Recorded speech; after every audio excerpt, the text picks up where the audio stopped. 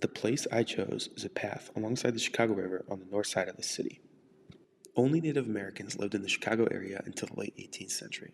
By the mid 19th century, it was a growing metropolitan hub in the heart of the Midwest.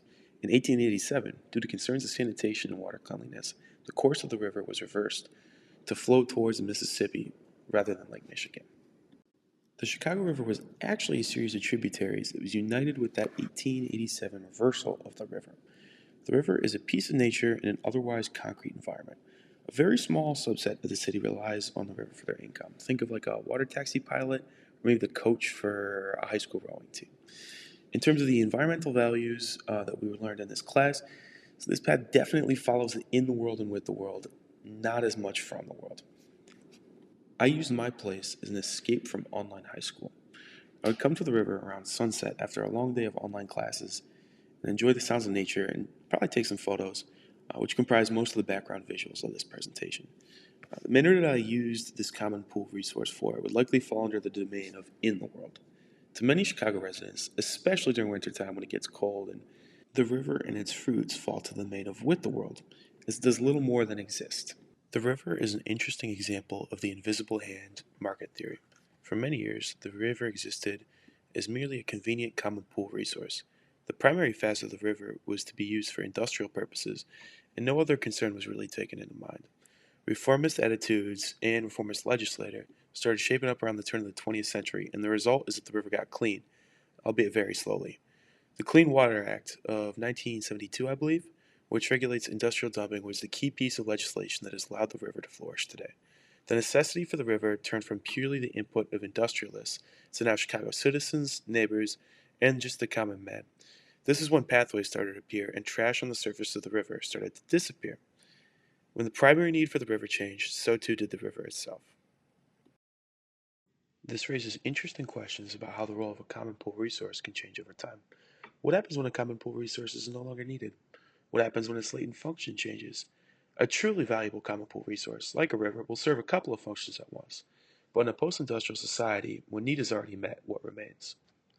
To illustrate the change that has happened to the river, at the height of the Gilded Age and the Industrial Revolution, the river was so polluted and oily that it caught fire several times.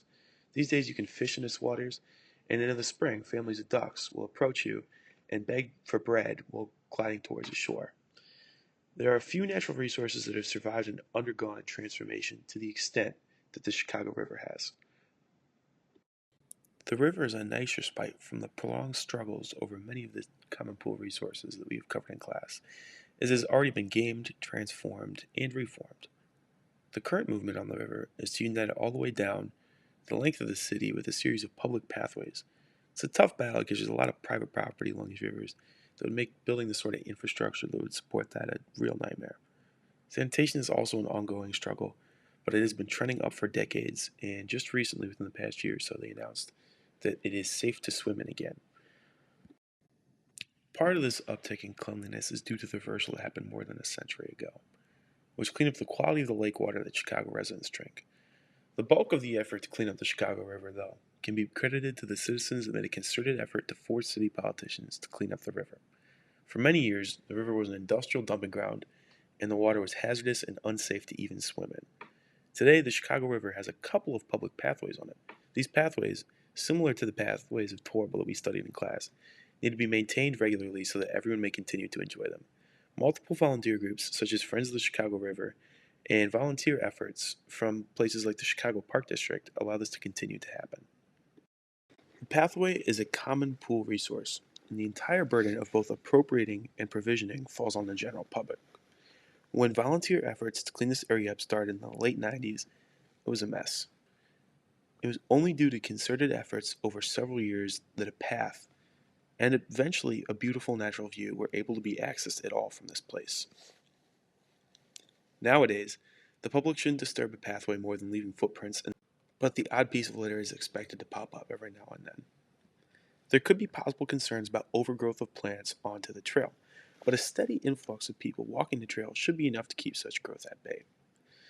There is another possible concern that infrastructure, such as the railing or steps or the bricks that form some of the paths, could fail, and this would be too great of a burden to place on the general public to maintain through merely just volunteer efforts.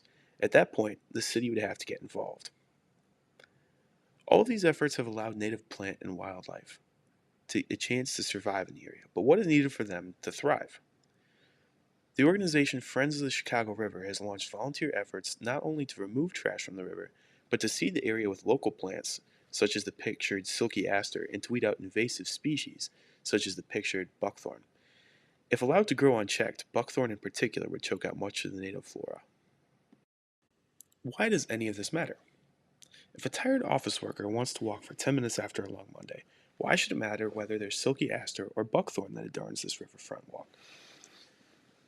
The answer is that as human beings, we bear responsibility to the environment and to try to leave the world as unchanged by our presence as possible. Fulfilling this responsibility can lead to some unintuitive processes, but ultimately, we all have to try to minimize the impact that invasive species have on our local ecosystems. According to Park District logs, it was in 2013 that the Chicago Park District weeded out several invasive species and made a concerted effort to work in more natural plant life to the area in a widespread rejuvenation effort of this place.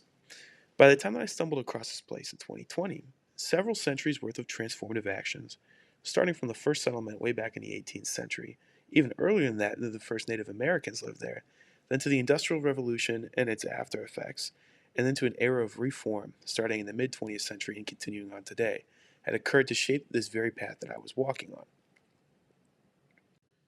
During my research on this project, I found that this area is now referred to as Riverbank Neighbors, and that residents from my own block had, within the past couple of decades, spearheaded the charge to grow native species along the trail and river. I found out that the trail I was walking every day to escape junior year biology had its own web page. Some of the work was funded by various Chicago Green Thumb organizations over the years. The overarching theme of all these organizations is that when volunteer time, volunteer money, and politicians work in lockstep, the results are best. The battle that is occurring within my place is not a particularly high stakes one, but it still carries a moderate amount of importance to a lot of people. It is a battle of complacency versus action. Back to the earlier question, why does any of this matter?